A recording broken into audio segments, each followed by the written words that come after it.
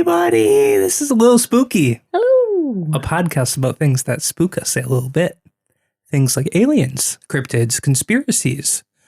Or when you're sleeping in your bed at night and you see a little ghostly figure in the corner and you say, "What do you want?"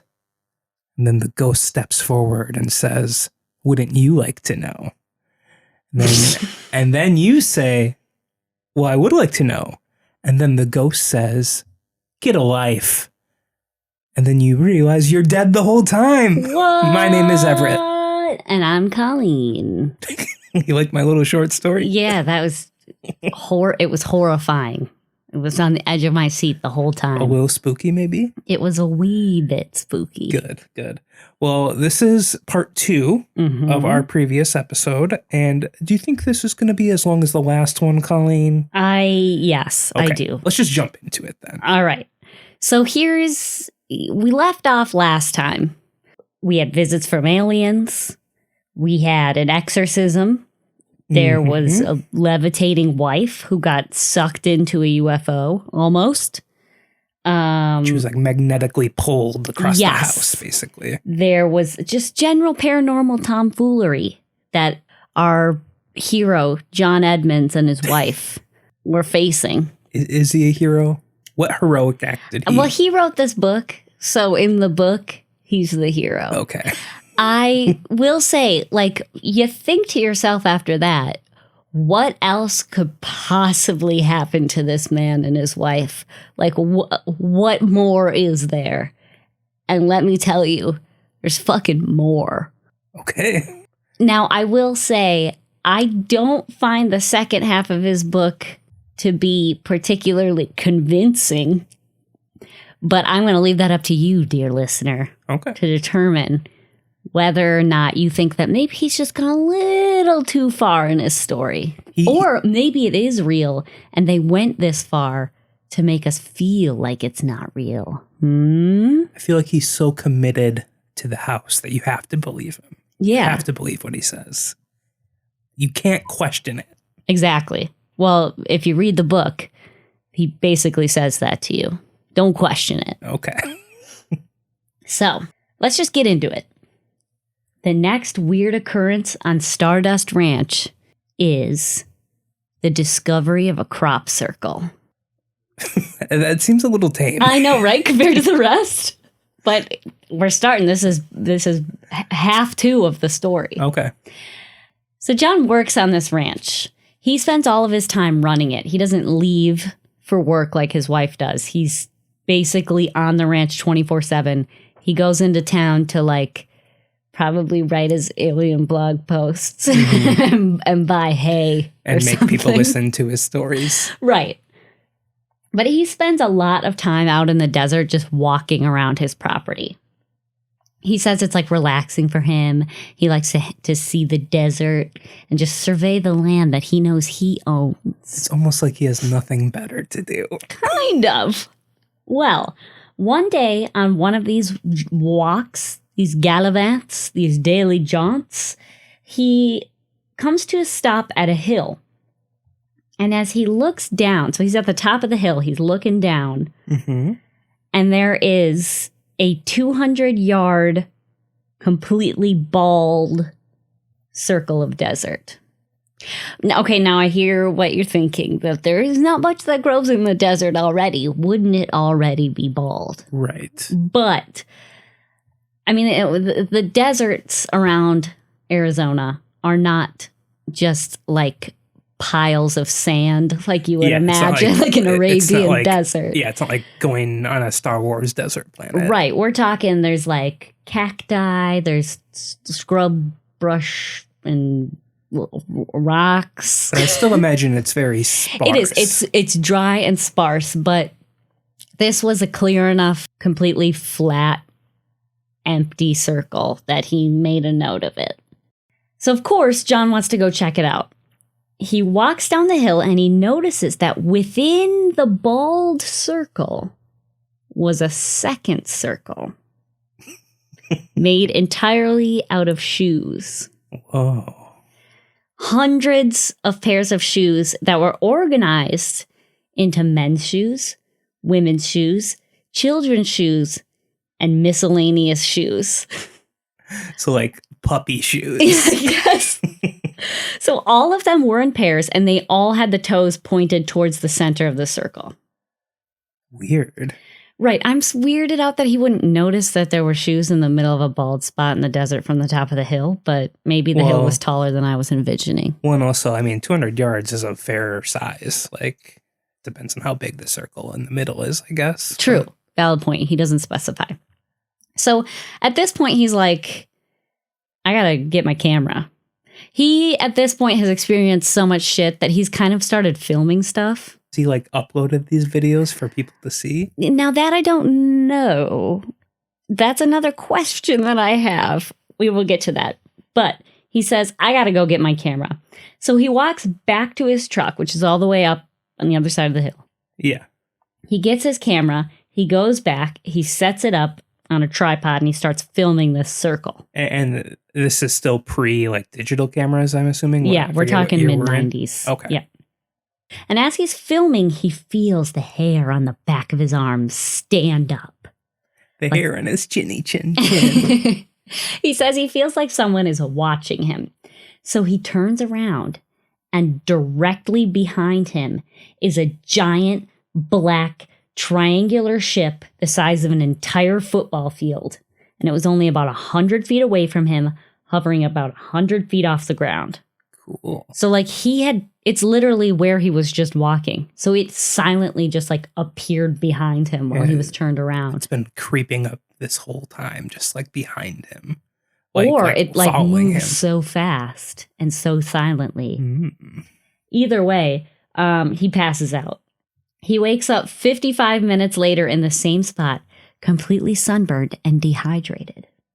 His camera was running the whole time, so that's how he knows it was 55 minutes. Okay. But conveniently, the camera was pointed at the circle, not the ship that happened to be behind him, so it didn't catch anything. Well, but I mean, that would still make sense, though, because that's what he was doing anyway. He probably pointed the camera at the circle. Yes, exactly. Yeah. But we don't have evidence of him passing out or of the ship. We just have like 55 minutes of bald circle with shoe in it. And he definitely didn't get distracted by a cactus that he just had to look at for a little while. Right. After this bizarre occurrence, that really, in terms of bizarre occurrences, is not that bizarre on his level. It's still really weird. It is very odd, yes. So his wife at this point has stopped levitating at night. So that's good for her. He gets busy with his ranch work, and one day he notices the Michelin Man is walking around on his property. Like almost like the Stay Puft Marshmallow? That's how he describes it. It's a 10 to 12 foot tall Michelin Man, kind of like the Stay Puft Marshmallow, white, puffy dude. White, puffy, like layers and rolls. And it had an awkward gait, and it was just bumbling around his property. And at first, John's like, there's no way. He's just like fucking another, like, at this point, nothing like surprises him. So he sees it. He just like lets it do its thing. What's he supposed to do to the Michelin Man? So he lets it do his thing, and he sees it all the time, just all over his property, day by day, until one time it came too close to his house for comfort. So he took his AK-47 and a banana clip and just unleashed a rain of bullets on it. It just bounced off? Yeah, he managed to see it up close, and he said that its skin had the texture of like Brillo pads. Like spongy spiky? Yeah, like coarse, like sandpaper. Right. Either way, the bullets didn't do anything, and it kept just like doop doop doop, the Michelin Man, like lumbered by. Okay. And he says that even to this day, he still sees it hanging around periodically on his ranch. Okay. I want to see this. I mean, now it's 2022. You got to have a smartphone and take a video of it, my guy. All I'm saying, though, is if he's saying this Stay Puft Man is there at the ranch to this day, even if this book was written a couple years ago, Why aren't you taking videos? Right? You have your phone in your pocket. Maybe he has. He just didn't write about it. Or maybe he sees it so often he's like, another day, another dollar. John, I know you're listening because I know you just Google Stardust Ranch all the time. Please send us a video. I would love to see one. Over time, he's still doing research about paranormal stuff, research about the ranch, and he becomes moderately well known in UFO circles. Okay. And he's posting his story as many places as he can. So, like MUFON, Mutual UFO Network websites, blog posts. He's talking to experts. He's answering emails and questions. And people become fascinated with his story. And I mean, if you're into UFOs, his story is the perfect story because he's a firsthand witness who still has access to the property and is continuing to see paranormal activity on a daily basis. Sure. Okay. And not only that, the property he's on is located in an area where paranormal activity has been written about since like the dawn of time. Now, John is not an expert on indigenous religions or history. So sure. I'm not going to get too deep into his personal explanations for why he thinks the desert in Arizona is a UFO hotspot. And he makes a lot of generalizations about indigenous people, specifically the Anasazi or Hopi nations. But he mentions that there are sites in the desert that have been seen as holy places to these indigenous people that originally inhabited this desert. Okay. And he spoke about how certain indigenous religions don't talk about evolution, but rather humans being put on Earth. Okay. Again, it felt like he was manipulating a religion he doesn't know about in order to fit his story. So I don't feel comfortable really getting into those details. It's definitely something that is like talked about on like the History Channel, Ancient Aliens type stuff. Yes, and that's why I thought I would mention it, because I just want to make the point that there are many people who draw parallels between the indigenous people and religion of the area and aliens. Like you can, you know. Yeah, I don't know enough about like Southwestern culture to say anything. All I know is like, if you're interested, look it up yourself. I guess. I don't know enough about it. It's not too pertinent to the story other than he is of the belief that it's been around for centuries and centuries. Yes, he thinks that like he uses their religion to justify what he has seen, which it could be possible. Yes, and if you are a member of one of these nations or Anasazi or, you know, knowledgeable about these kinds of religions in general, I would love to hear if you agree that there are parallels between alien activity and... Or if you disagree and just want to completely say this guy's an asshole, you can tell us that love too. Love to hear your thoughts. Either way, skipping over the religion part, it's true that this area for a long, long time has been a hotbed of UFO and alien activity. So the fact that he's living in a known paranormal area and he can give firsthand accounts of this weirdness makes people really interested in his story and him in particular. Sure. So much so that he starts getting phone calls from all over the world. There are psychics calling him and telling him that he lives in a portal that's thousands of years old. He lives in a dimensional time loop. He lives in a doorway between time and dimensions. Like, he's getting these phone calls all the time from people who have never met him or been on the ranch. Sure. Now, when your UFO story gets out, the UFO community is not the only ones who hear it. Just imagine a radio talk show host calling in to prank call this guy. I'm talking about the government. Oh, I mean, yeah, them too. So one day he was out in his yard cleaning all of his guns. He's got a lot of guns. He says this was a relaxing activity for him. It like took a whole day because he had to take them apart and do the gun cleanery. I've never cleaned a gun. Just like cleaning any other piece of machinery, really. Right. Well, he had a neighbor who would come over and help him out with cleaning his guns. I think he wanted to like get a gun.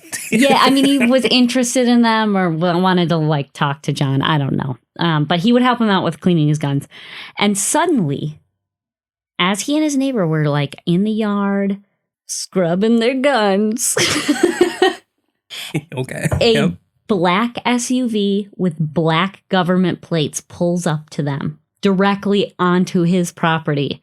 And two men in black suits, black sunglasses, and black fedoras got out and walked over to them. Fedoras. You know these? You know what I'm talking about. Yeah, Men in Black. That's right. Will Smith and the other guy. Yes, but these Men in Black had extremely pale skin, which I think is like a trope for the Men in Black. They're like... Some people think they're aliens themselves. Yes, like, so some very people unnatural. think they're a government agency. Other people think they're aliens themselves, or maybe they're both. Who knows? But he said they have extremely pale skin, like, quote unquote, uncooked chicken.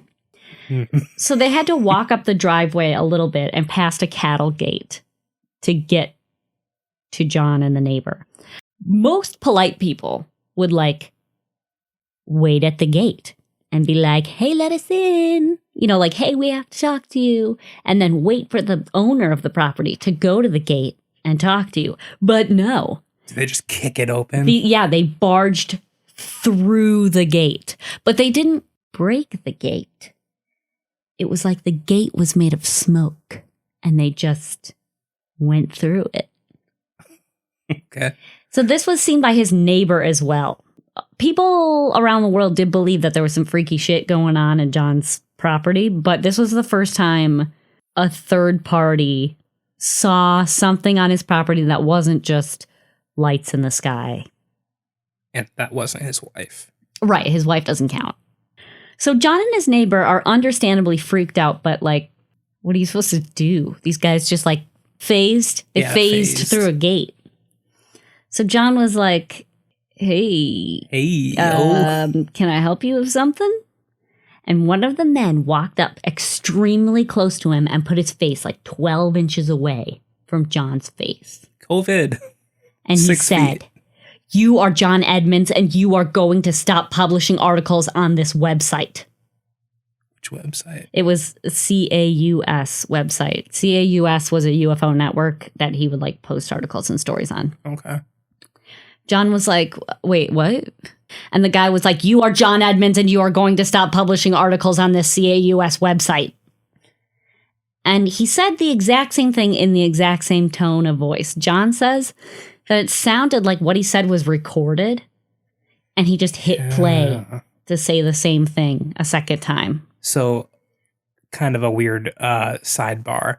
Men in Black show up in the story of the Mothman. Mm-hmm. And they said the same thing in that story where it's almost like their voices were pre-recorded and if needed were put on loop to get a message across. Yeah, I think that's a common trope for Men in Black. I don't know if trope is the right word. Trope, just common attribute. Yeah. After he said it the second time, the two dudes turned around, walked away through the gate back to their car and just drove away. It's a lot of effort. That's what I thought. Like, it wasn't even a threat. So I mean, you can send a letter in the mail and just label it from, the FBI or whatever. Yeah, from Men in Black. I mean, it's scary that two strange dudes in suits would randomly show up, know your name, and say weird things to you. But, like, again, they didn't threaten him. They were just like, you will stop. It would be like if I went up to you and I was like, you are Everett and you are going to stop eating beef jerky. It doesn't mean anything. It doesn't mean anything, but it means more if you phase through a wall or phase through a gate right before you say that. Valid point, yes. But, like, what is the consequence? Like, what's going to happen if he keeps writing on these websites? They didn't say. That's true. He doesn't even know if they have the power to stop him in any way. But they have power. That's clearly. for sure. Right. Why would you not outline the consequence in your initial threat? If you they wanted forgot it to record that it just part. Seems kind of, I don't know, man. Now, after he's recounting this story in the book, he goes on to talk about how the government is keeping certain organizations secret and the way they go about discrediting the idea of the Men in Black is through things like movies. So, like, when you think of Men in Black, the first thing that comes to your mind Will Smith. Oh, I think of the theme song. Yeah, wow. It's a pretty ballin' theme song. But you don't think of like the quote unquote real Men in Black. I instantly think of the movie. When I'm sure most people that are even aware of the Men in Black, I'd say 90% of those people don't even know what the real Men in Black are. Well, John is convinced that this was a setup by the government. Like Men in Black, the movie, was created exclusively to cover up the concept of Men in Black. Sure. His exact quote is, quote, "If the average person truly understood the level of mind control going on in first world countries, and especially in the United States, there would be a bloody revolution in the streets tomorrow." Which, when you think about it, that is kind of a devious way to hide something out in the open. Like, to trivialize it. Yeah. Well, you know what? I do have to say, John's quote there is, I wish it were real. You wish there was a bloody revolution in the streets? I'm just thinking of like the whistleblowers like Snowden and what's his name? What's his nuts? Other guy. That, yeah, whatever. They said all of this, basically. Mm-hmm. Well, I mean, not about the Men in Black. No, but just like they were, telling the truths about like the conspiracy and the control that the government truly has. And no one really cared and actually hated them for it. Right. So. Or do they actually hate him for it? Or was that just a media campaign to make us believe that everybody else hated him for it when really everybody believed him?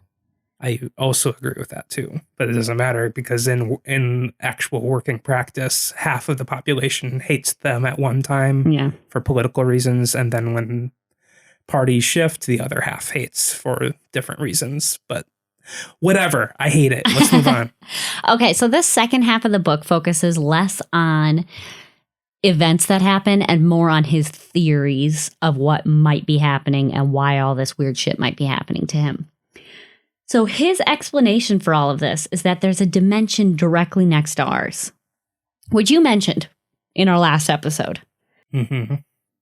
So he says things in that dimension can see and experience what's happening here in this dimension, but we don't have the senses to experience their dimension. So essentially, it's like our fourth dimension episode. Yeah. So I was just going to say, and for anyone that didn't listen, I'll just very briefly summarize it quick. Imagine a piece of paper, you draw a line on it, that line is alive. They can witness anything on that plane, 2D plane of existence, but they can't witness anything around that 2D plane because they just don't have the capacity to do that. So just imagine that on the next level. Our third dimension, everything we can view, hear, smell, taste, is within our own plane of existence, but it's completely surrounded by a fourth dimension made up of an infinite amount of third dimensions, or third dimensional space, I should say. Well, he doesn't go that far into detail in terms of like third dimensional space. He just says, he kind of describes it, and this isn't his words, this is kind of how I interpreted what he was writing. It seems to me like he views it as like a world outside of our world that they can look into, but we can't see out of. I mean, in like layman's terms, that is kind of the same thing. Like sure. Anyone in the fourth dimension can witness anything and everything in the third dimension. Sure. Because they're completely surrounding it spatially. Sure. But we can't see anything in the fourth dimension. So the idea is that these fourth dimensional beings are interacting with us specifically in Stardust Ranch. There's some sort of portal that allows them to interact with us. He loses me at this point because he talks about his belief that there is a creator and an afterlife. So he has that kind of religious setup. But it's a little more new age, mystic. Right, but here's what's interesting. He writes that he believes that some people die, but they don't move to a better place. They just leave their bodies, and then these like disembodied humans can move to that alien dimension. Well, right, that's what I mean. It's like a more like the afterlife is just moving to a different dimension. Right. But my question for him is, why would that only happen to a few and not all? Because he has a belief that people do die and move to an afterlife, like a better place, and then others move to this specific alien dimension. So that it's interesting to me. Then he gets into some bizarre theories about humans are the top of the visible food chain, but dimensional beings have the power to consume our energies. Yeah. He says people with schizophrenia might not be mentally ill, but they're open to dimensional beings communicating with them or co-inhabiting their bodies. See, this is where he gets into It's some a slippery slope. Yes, this is where he gets into some stuff that I'm like, it's not fitting together. You're taking a bunch of different ideas and cramming them all together. Yeah. Well, it's like the same argument, like pets and like small children are more susceptible to like ghost and spirit activity because they're like, for your energies aren't closed off or like, something. There's a million different reasons people say that's the case. Like, I don't know. I guess it's just the same type of argument. Right. And you would think it'd be the other way around. It's like, because adults are more intelligent than most animals and children, that they'd be more aware. Or maybe adults aren't aware because they expect certain things. They're told to expect certain things, and so that's what they see. I don't know. Right. But basically what he's saying, though, is schizophrenia and maybe some other illnesses are actually people that are more psychically linked to other dimensions. And if which that's is the kind case, of a shitty thing to say, honestly. I don't think he's studied schizophrenia or mental illness even slightly, because I don't think you would come to that conclusion if you had schizophrenia. It's something that someone who has schizophrenia would say to explain how they're feeling, but really they're ill. Like, yeah, I don't know. I can't speak to that. But everything he says in this portion of the book, it's all speculation based on like his personal alien observations and then the research he's done from other pseudoscientists. There's no set concrete field of study that you can say, yes, there is a fourth dimension. So all of his ideas are based off of ideas of other people that have not been verified. So it's kind of like a snowball effect. Well, and this is also in the mid-90s still. So, well, I mean, of course, this is up until he wrote the book, too. So I'm sure he's done a lot of his own research since then. Yeah. But I would say, and of course, everything is theoretical, but in the last decade or so, there's been a lot more study into spatial dimensions. Mm-hmm. So, I don't know. He believes that these aliens or other dimensional beings are like affecting his mood and have the power to manipulate the energies around him to be mad.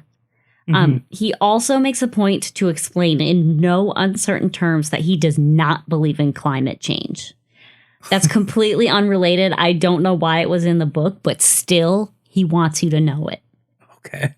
He also goes on a tirade about the Green New Deal and how electric cars actually pollute more than regular cars.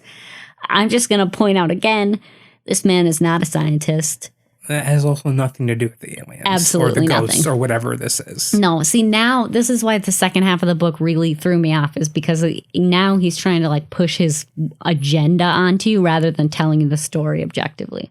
But even if that is the case, like, it still is completely irrelevant. Like, unless he somehow ties it in, does he? No, if there was a relevant reason, I don't remember it. I wrote all of these notes down as I was reading the book. Okay. Well, even if he did try to make a point to tie it in, he didn't do it well. Right.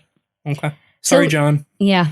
He explains that all of this weirdness is his new normal, and that even though all of this weird shit has happened to him, he felt like he kind of reached a truce with these aliens or other dimensional beings. It's like a symbiotic relationship. They just kind of exist alongside each other. They're still annoying and stuff, but, they're not like abducting him anymore, right, or his wife. Until he goes outside and finds out that his favorite horse has been absolutely eviscerated. Truce over. I imagine if we're to accept that these are fourth dimensional beings that are doing this, I like to imagine it's a child fourth dimensional being. It's like our equivalent of like a kid using a magnifying glass to kill ants, like just some stupid, shitty kid. It's like hey, there's a horse there, let's blow it up. Like, it's just the same thing, I think. This is where he gets back to the story, and this is where it gets metal. Ready? I mean, it can't get much more metal than eviscerating a horse. When I'm done reading these next couple sentences, you're going to say, I was wrong. This is even more metal now. Ready? Is there metal involved? Peripherally, yeah. He gives us a theory dump. Now he's like, back to me. He's driving in town behind a pickup truck, and that truck hit a bump in the road, and something fell out of the back of that truck. And John stopped his truck and got out and picked it up. And it was a samurai sword. Ooh. So John tried to chase after the truck to return it, but he couldn't catch up or get the license plate. So now he has a sword. That's not a good idea, John. But it's metal, though. It is. It totally took this story up a notch. It's literally metal, yes. Okay. So he takes this sword and he puts it under his bed where he used to keep the baseball bat. Because if you have a sword, why would you need a baseball bat? Now, he's been on edge ever since this horse mutilation. He's pissed. Like John Wick style pissed. I guess. Yeah. Constant vigilance. He's got his eye. He's like a chameleon. His eyes are in two different places at all times. Okay. He explains that ever since he's seen the first gray aliens by their bedside, as I explained in the first episode, the aliens have been a lot less careful about showing up. He describes them showing up as though they're like peeking into our dimension. Like you can only see their heads, but not their bodies. Like it's like they're turning their head to look around a corner. And you can see the head, but not the body. And again, we talked about that a lot in our fourth dimensional episode, but it's like if you were to stick your finger through that piece of paper, you see the cross section if you're living on that two-dimensional plane, but not the rest of the being. Right. So it's kind of the same thing. Uh-huh. So they'll peek their heads into the dimension, and if they look their beady eyes around and think the coast is clear, then they'll step all the way through. Yuck. And he says that before they fully step into this dimension, there's like a pressure change feeling. Like it's a subtle change where you can feel them coming into this dimension. Mm-hmm. And he views this sword as an act of providence. This was his sign that he is fucking going to war. So one day he's watching TV and he sees these little gray heads poking out of the air into his house. Sure. The aliens they're just looking around. He thought that they could read his mind. So as he's watching TV, he's thinking to himself like, this TV show is interesting. But he changed the channel to seem all nonchalant. And I mean, I guess the aliens are just checking to see that the coast is clear. He's pretending he can't see them, so he slowly walks into the bedroom and he's like, what? Me? I'm alone, walking alone in my house all alone. Just me doing normal alone stuff. Nothing weird going on around these parts. Playing it cool. And then he grabs the sword, hides it behind his back, and meanders back to the sofa. Just going back to watch my show. Changes the channel again. Nothing pointy coming out of my back. Nope, just hanging out. The aliens at this point were like, he didn't see us. It's cool. So they phase into the room. At this point, John grabs the samurai sword, unsheaths it, and decapitates one of them. Ooh. Apparently, after this, the other two were like, well, guess we should phase out of here. And they just immediately dematerialized and left. Even the decapitated one?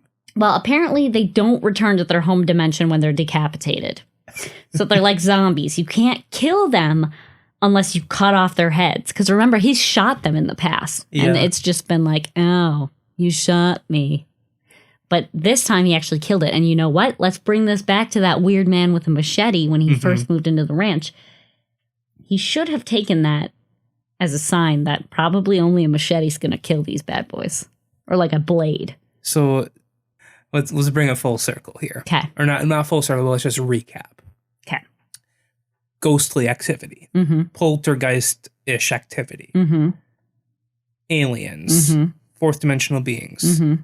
Now zombies. Yeah, zombie aliens. Right.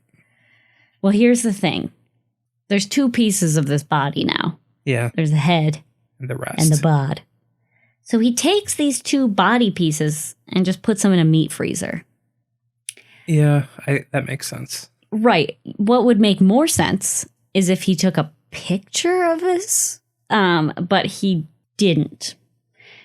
He does provide a picture of the samurai sword and some blood next to it. Oh, okay.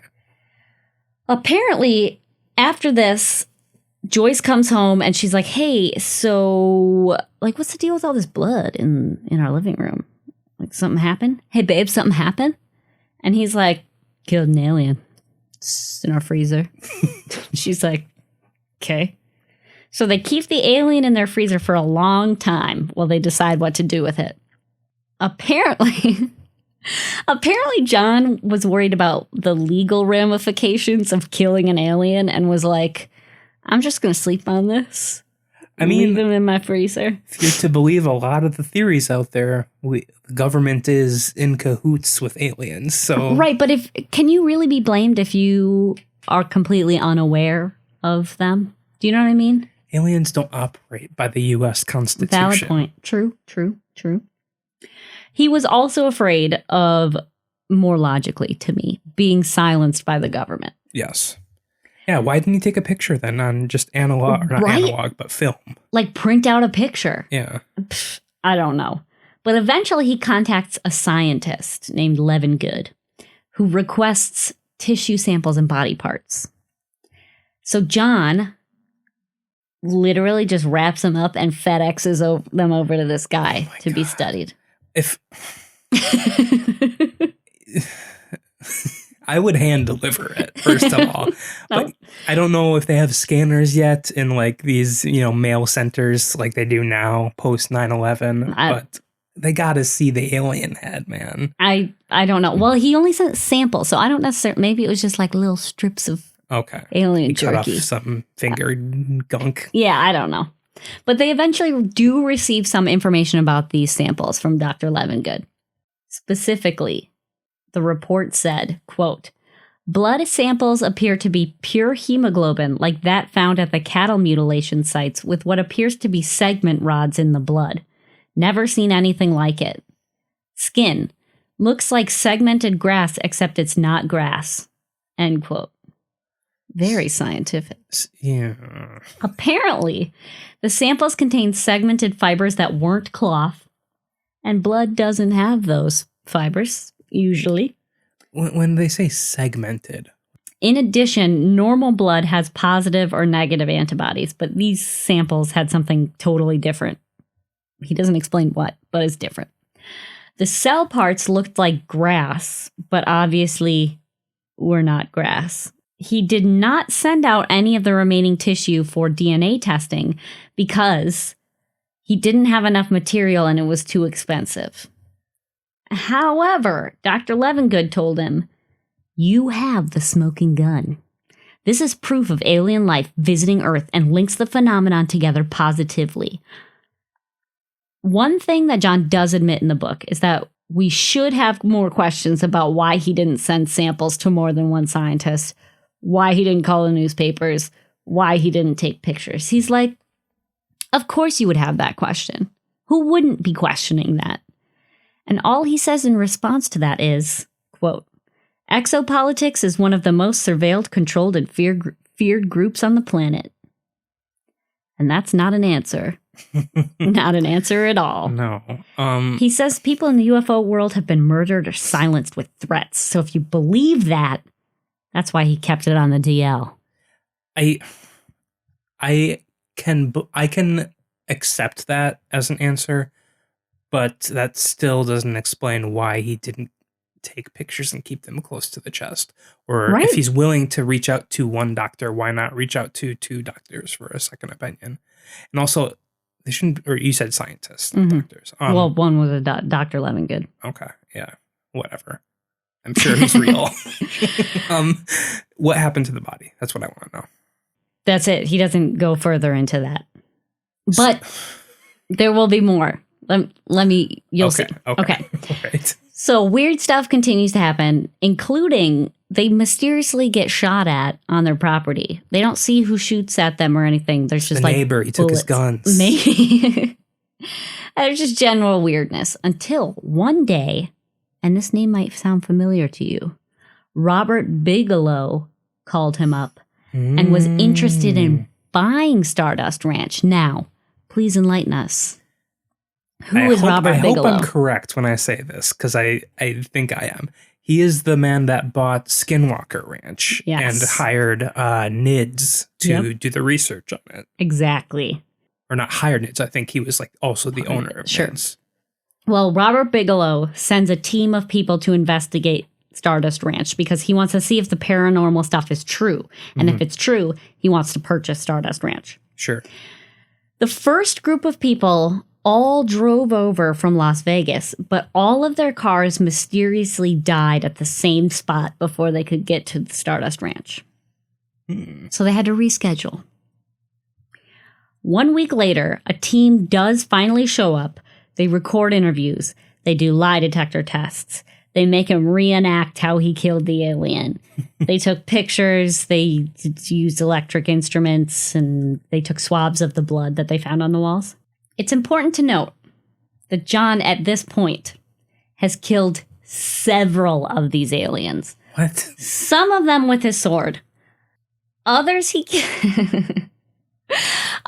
killed by grabbing them by the ankles and swinging them against the walls until their heads bashed in. Like a chicken? Yes, exactly. However, he didn't have any of the bodies.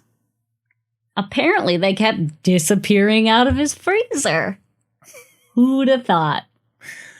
So are we to believe that the bodies just eventually phase back into the other dimension, or are other aliens coming and confiscating the bodies? He does not mention either of those theories, but either of them are both plausible. There's a lot that I have questions about, of course, but I want to just say this too. If these are fourth dimensional beings, do you think that they have the actual ability to phase into a lower dimension? Because if you think of it on our end, we can't phase into a second dimension. We can only pass through it. But we can draw things, or we can construct create things. Yeah. So are these aliens actually the fourth dimensional beings, or are they like avatars or proxies? You know what I'm saying? Yes, though? I do. And I mean, with that choice presented to me, I would say they're more likely proxies. Because how could something that we can't even imagine spatially fit into a third dimension? Right. And I don't know. The way he's describing dimensions is more of like world. Yeah, it's like a parallel universe type thing. More of a parallel universe, more of just like an invisible world that surrounds our world. Sure. So I don't think he's necessarily getting into the nitty-gritty of dimensions as we did in our fourth dimensional episode. Sure. Okay. Back to Robert Bigelow. A week after his team does all of these tests, Bob Bigelow called up John Edmonds and he sent him an offer. He was like, I believe this paranormal activity's happened. I want to buy it. But the offer was half of what he originally proposed before he sent these tests. Exactly. One sentence of note in this book is, quote, Bob Bigelow is a scumbag. End quote. I mean, he probably is, but I mean, at the same time, like, so are you, man. Right. Well, apparently he calls John up every so often, like even now, and offers just a way too low price. Just to add insult to injury. It's interesting. John Edmonds is like, Bob Bigelow's a douchebag. But in the Skinwalker Ranch episode, it's like Bob Bigelow turned it around and believed it and did all of these tests, and he's spending his money the way it should be spent. But in this story, he's the villain. And in that story, he's the hero. I mean, I wouldn't say he's the hero. He was just the financier. True. all. Right. Well, money talks. Yeah. Fast forward to 2011. John gets a call from a lady named Dr. Howe, who said she was paid by a woman named Cynthia Crawford to study Stardust Ranch. Dr. Howe was a new agey, spiritualist kind of psychic lady. Okay. At this point in the book, he talks about how Nazis had extraterrestrial help to create their own UFOs, and it's hard to follow. Nazis didn't lose the war. They're still alive. All the remaining Nazis after the war were like plants. Anyways. Well, I mean, they did lose the war. It's just, I guess you can believe that they're still around, maybe, but they surrendered, so they lost. The reason he brings this up is because Cynthia Crawford was a twin who had a completely different blood and tissue type from her twin sister, which is unusual. I mean, if they're identical, yes. Is it possible they're fraternal twins? Yeah, I mean, yeah. But like this is actually like generally an unusual occurrence that you would have a completely different blood and tissue type than your twin sister. I guess. Mm-hmm. And this was apparently because her father was part of a top secret government agency that created her using DNA from two different alien races combined with human DNA. This is some X-Files shit. Which races? Did they say? He does not say, no. Cynthia talks about having been through all kinds of government tests. She's been abducted. She's had organ replacements. She hired this Dr. Howe lady because she believed Stardust Ranch was being attacked by renegade gray aliens, and she has an interest in studying aliens. But really, they're not attacking anything other than the cattle mutilations. Like, other than that, there's no violence happening. Well, maybe as I keep going, this will explain it a little more to you. Okay.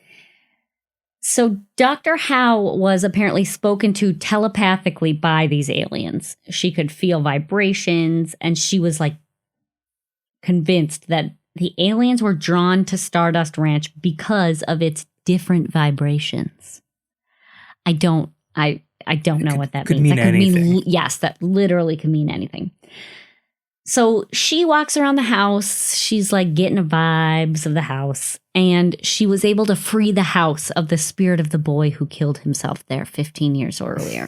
Do you remember, like, when he was researching the house, he discovered that there was a high school kid who killed himself the day before graduation? That's right. I thought that was just pulled out of nowhere. Like Apparently, okay, I do remember. Apparently, he's been hanging out in the house, and he's the reason that all like the vibes in the house are all angry and sad. And so now the house is like lightened up because that kid moved on. So when this spiritualist is saying vibrations, she means more of like a spiritual energy, like chakra type thing, rather than like vibrations due to like a dimensional rift or something. Yes, from what I get. But he does not go into that sort of detail. He just says vibrations. So whatever that means. I'm just getting the vibe. Right. So she was also able to open a portal in his house to allow aliens to send a hologram to speak to them. And these aliens appeared in a gold ball, and they were wearing breastplates and armor and carrying swords. One was an Andromedan, and one was a reptilian. He mentions the significance of swords throughout the galaxy as symbols of honor and truth. And these aliens spoke about the portal on Stardust Ranch. Apparently, according to the aliens themselves, this portal was placed there 8,000 years ago and is directly connected to Egypt, which was, at the time, a lot more advanced than humans currently know. The portal itself is translucent in this dimension, which is why humans can't see it. But apparently, the beings he's seen coming out of it have been ancient Egyptians, Roman centurions, time's not linear, so like somehow they ended up like stumbling through this portal onto his ranch. These aliens said that humans are thousands of years behind on cultural development, and by now we should have learned to communicate with plants and animals. And we're holding ourselves back with our possessions and need for material things. Which, okay.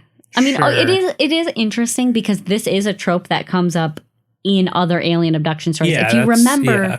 a year ago when we did our Space Brains episode, Yep. they also mention, giving up material things for the good of and we're humanity. too violent. Yep, same with Indrid Cold, the smiling man. They also talk about that. So clearly aliens are very concerned with the moral state of Earth. I do have to say, all of this sounds like really bad Star Wars fan fiction. Yes, it totally does. So in addition, the aliens say that they use Earth as a tool. So they grow things here, and then they transport it out to other planets. And they're only concerned with Earth because it's useful. Humans... Wait, so even if there are living beings here, they're not going to care otherwise. So that's a contradiction. Right. Yeah. Just throw that out there, too. Mm-hmm. Well, humans have apparently been transplanted on hundreds of thousands of other planets. Like, Earth isn't the only place we exist. Okay. They took us and they moved us all around, and like those planets with humans are far more advanced. It's us on Earth. We're thousands of years behind. It's just something in the air, man. Mm-hmm. And this, according to John Edmonds, is why the Hopi creation story has people walking through a portal onto Earth instead of like a general God's created people sort of story. Again, Sure. I don't know if that's true. I don't know anything about Hopi mythology. Yeah, I don't want to say it's specific to any particular nation or culture in general, but I do know that shitty History Channel documentaries have made the same claims. Right. So, when Dr. Howe and John are done talking to the aliens and being told about the meaning of life and how to fix all of Earth's problems, Dr. Howe has a confrontation with rogue greys.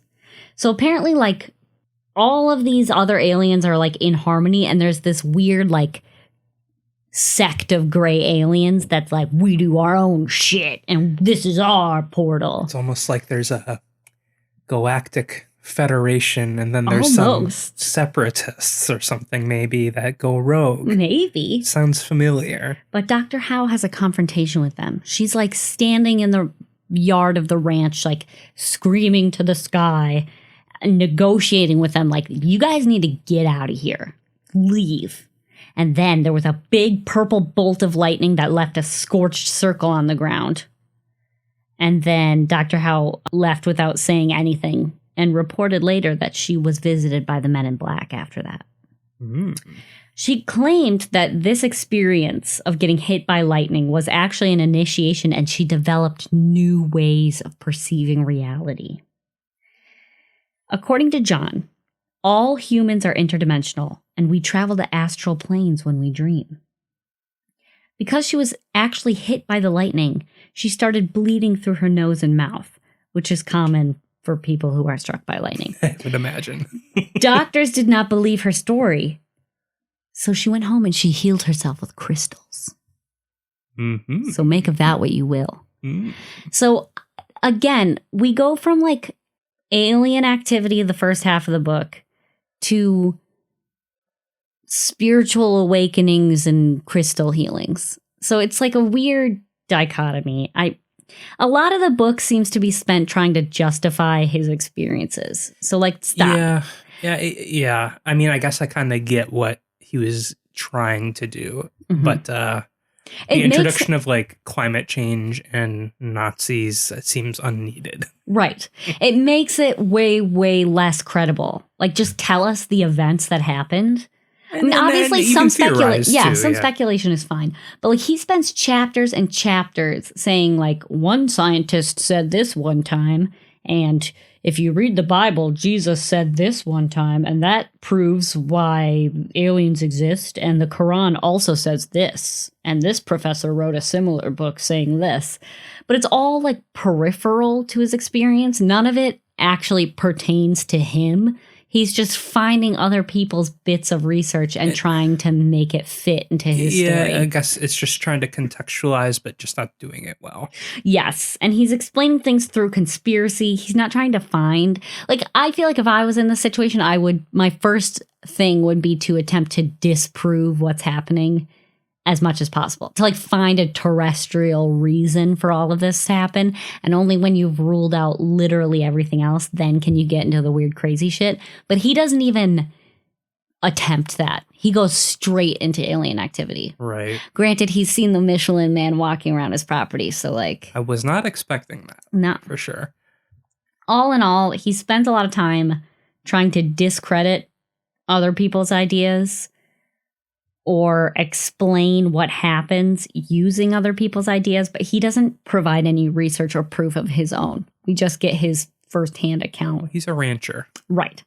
It's almost like he should have hired someone to write this book for him.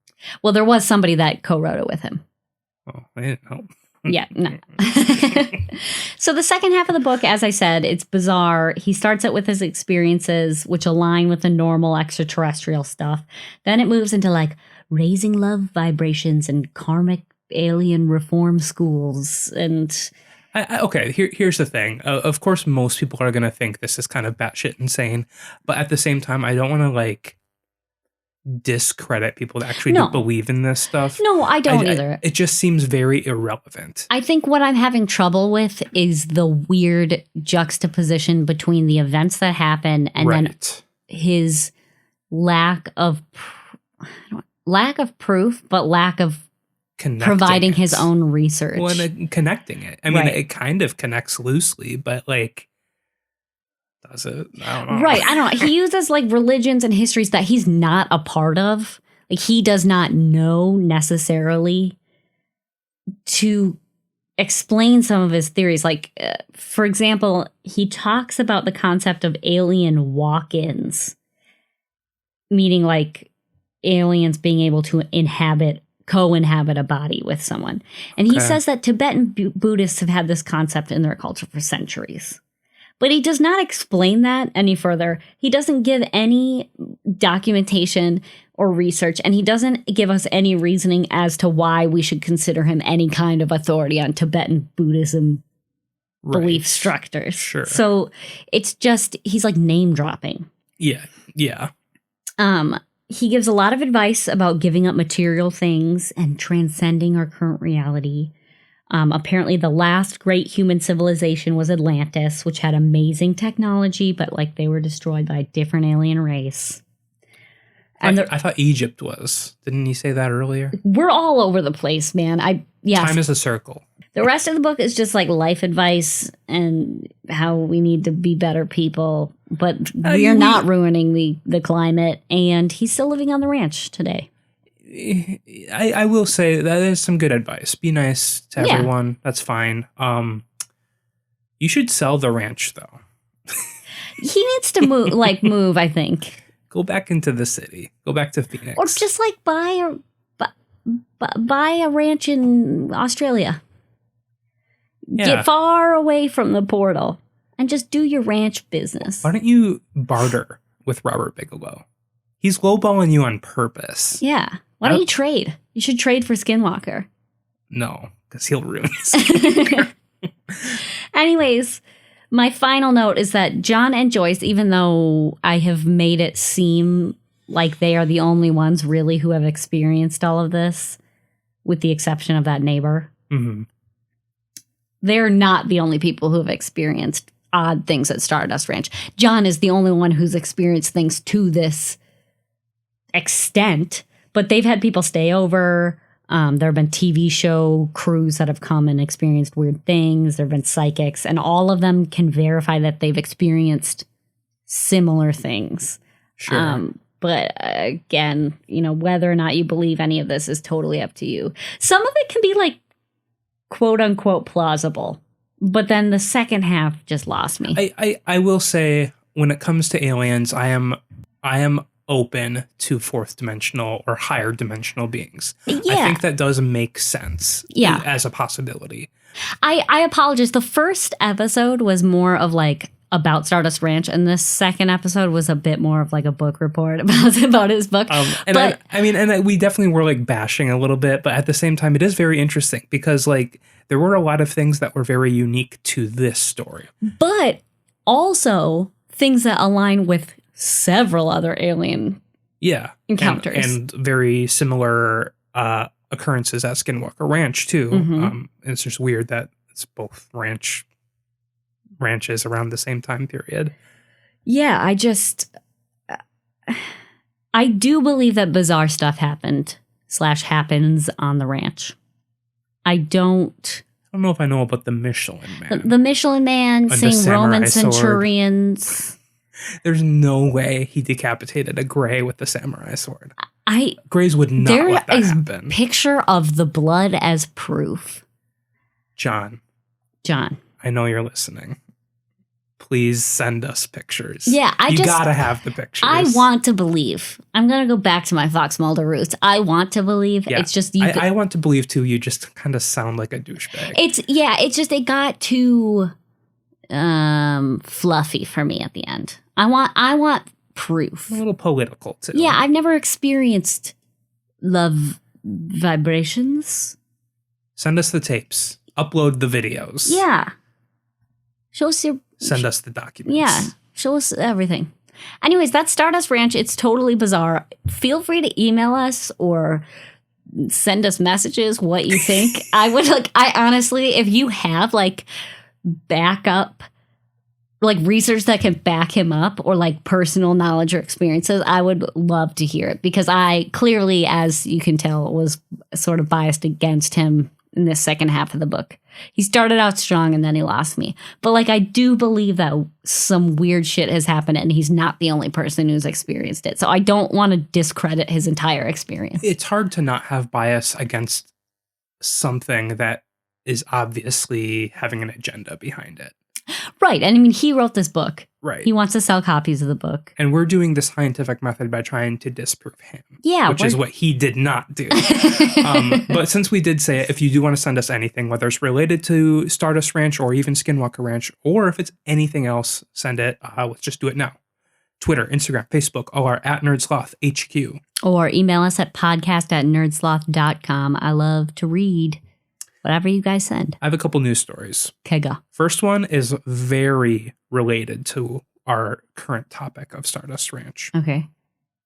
Triangular UFO with cloaking abilities returns to Earth on New Year's Eve. So a man claims to have seen a triangular UFO with cloaking abilities on New Year's Eve. It's literally the fucking title of the first sentence. Why do they do that? Why do they do that? So it's a sighting that is eerily similar to one made in Britain just a few months ago. UFO enthusiast Vault Team 6 managed to capture a video of the mysterious object flying over Columbus, Ohio, and it shows 3 lights floating in a triangular shape.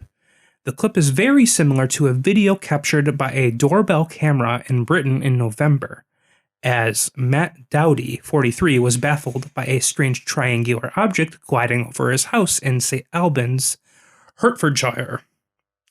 The new sighting, which has been shared on Reddit, left the witness shocked as the lights suddenly disappeared, leaving him to think that the UFO has ability to make itself invisible. There is a link, at least on this article that I'm reading, which is from the Mirror, which everyone loves.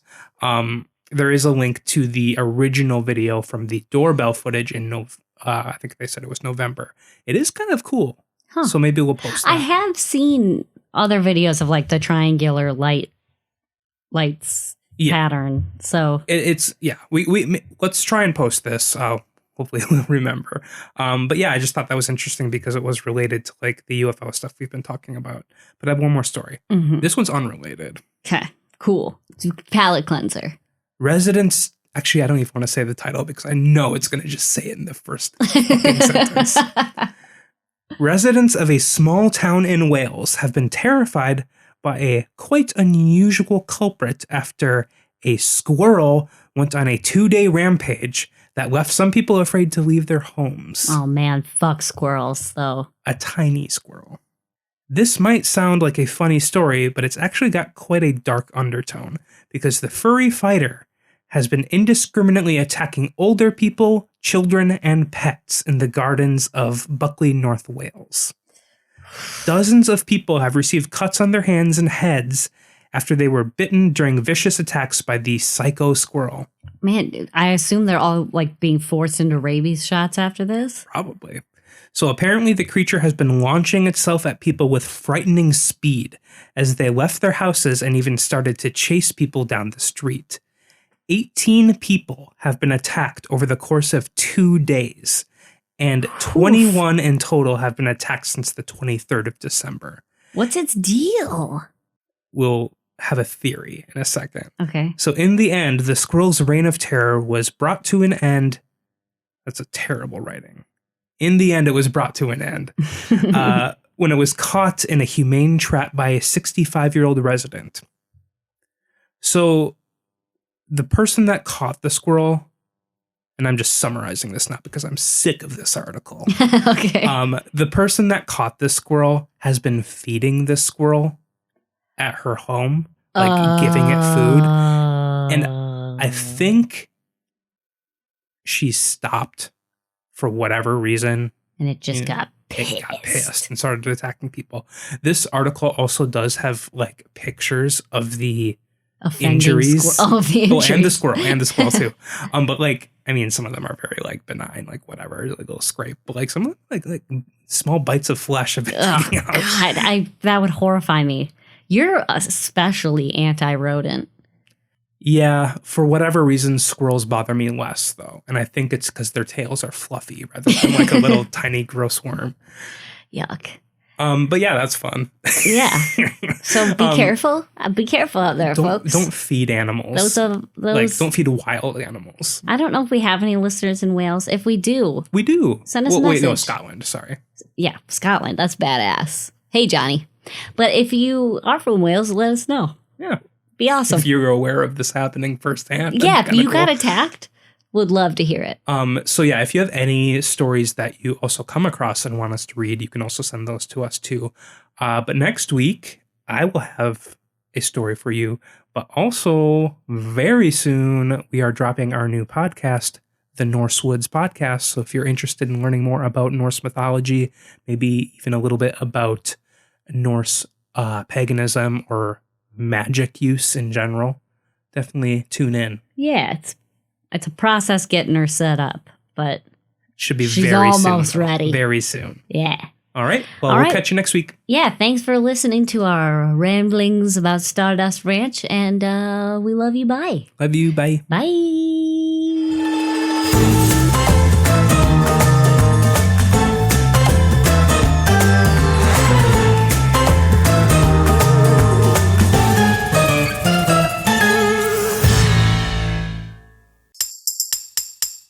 Presented by NerdSloth, a place for lazy nerds.